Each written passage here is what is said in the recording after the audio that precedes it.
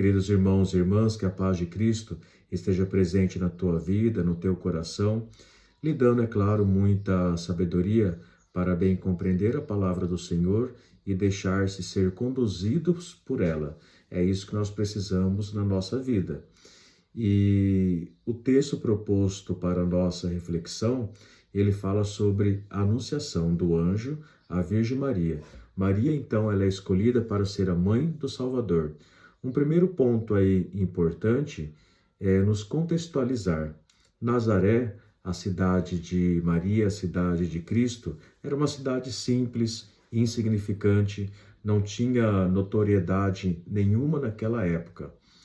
Então é através dessa simplicidade que encanta Deus. Nossa Senhora não vivia no palácio, ela não vivia nas grandes capitais, cercada de dinheiro, do bem e do melhor. Ela vivia a vida do povo sofrido, que trabalha, que reza, que confia em Deus. Então, Nazaré era um lugar insignificante. Tanto é que Natanael, quando ele encontra Jesus, ele diz: por acaso pode ser alguma coisa que preste de Nazaré? Então esse é o contexto onde vive Maria, é o contexto onde cresce e desenvolve a família sagrada. E é aquela questão, né? As coisas maravilhosas, a revelação, Deus, ele não revelou aos sábios, aos ditos doutores da sociedade. Por quê? Geralmente essas pessoas que são voltadas mais ao ter a matéria, elas não têm o coração, o ouvido voltados para Deus. E é claro que é um cuidado que todos nós devemos ter, né? Conforme a nossa ganância, conforme a nossa entrega, não a Deus, não a sua palavra, mas ao mundo, a gente se torna também cego e surdo diante de Deus.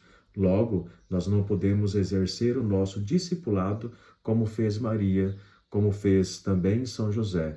Então, Maria é o nosso protótipo perfeito de discípula, de discípulo que soube ser obediente e se entregar totalmente a Deus.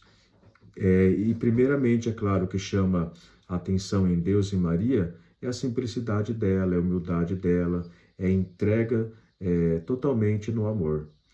Então esse é o primeiro ponto que a gente podemos aí refletir, né? As coisas maravilhosas de Deus, ela não é revelada aos sábios, mas aos pequeninos. Será que nós nos enquadramos aí a esses ditos pequeninos? Ou será que o orgulho estufa o nosso peito, fala mais alto e a gente acaba desprezando as pessoas, querendo passar por cima dos nossos irmãos e irmãs, sem critério nenhum, sem respeito nenhum? Então nós somos convidados, como Nossa Senhora, a cultivar e a ter essa simplicidade de vida e essa simplicidade de coração, o desapego dos bens materiais. Porque olhando bem a vida de Maria, somente um coração simples, um coração humilde, era capaz de atender toda essa magnitude de Deus para ser a mãe do Salvador. Se fosse um coração soberbo, logo se perderia no orgulho, não daria certo.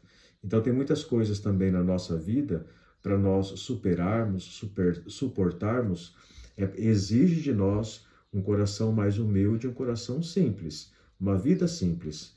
Outro ponto importante também, o anjo, ele anuncia a Maria que a sua prima ela está grávida.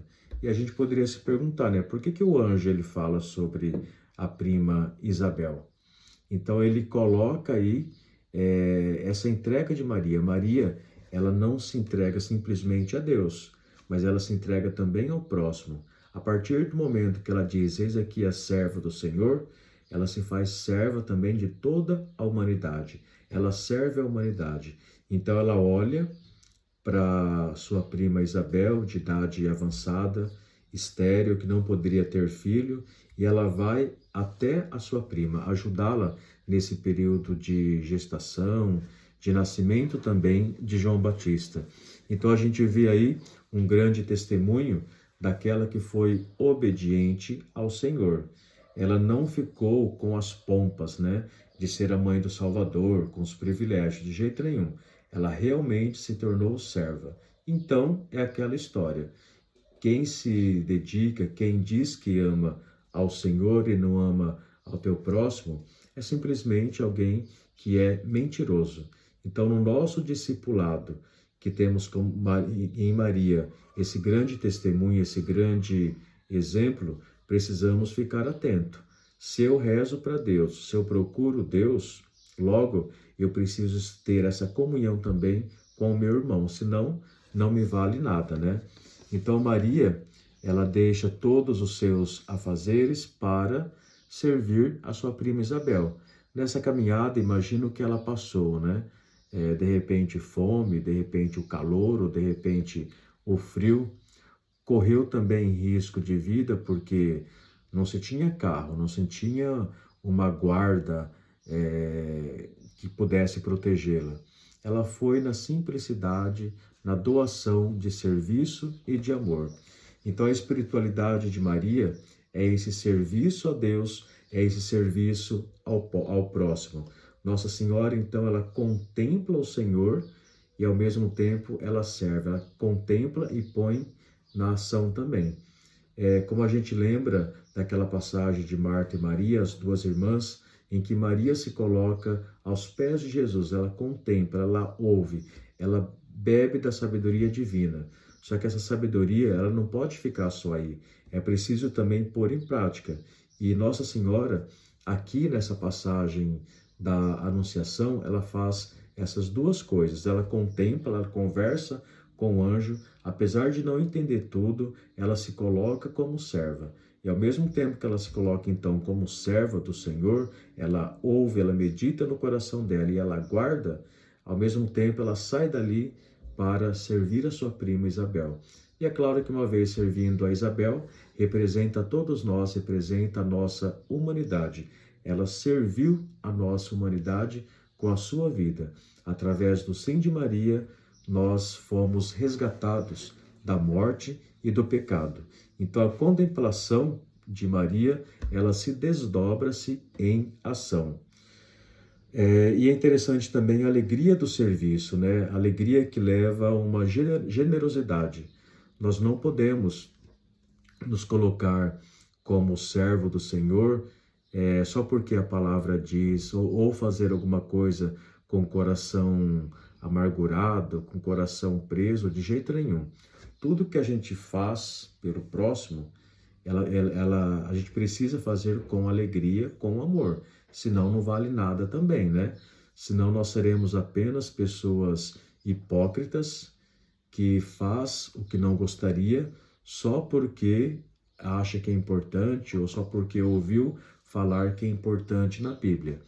Então, quando a gente descobre a magnitude de Deus, a grandiosidade dele, o amor dele por nós, e a gente faz isso também com o nosso próximo, não tem como não fazer se não for pela alegria.